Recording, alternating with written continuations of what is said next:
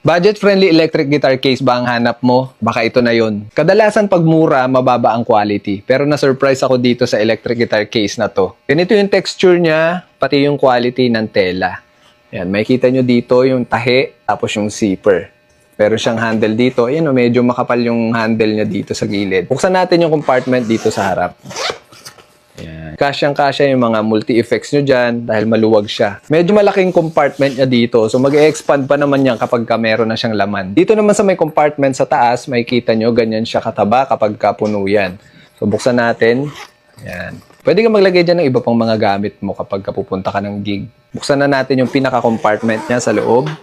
Yung lagayan ng ating mga gitara. Yan. Ganyan siya. Pang-electric to, hindi to pang-acoustic. Meron pa siya dito foam para sa neck natin. Pwede mo rin naman siyang tanggalin kung ayaw mo. Naka-velcro lang naman yan. Kung gusto mo naman ilak yung neck ng gitara, naka-velcro lang din siya. Yan, ganyan.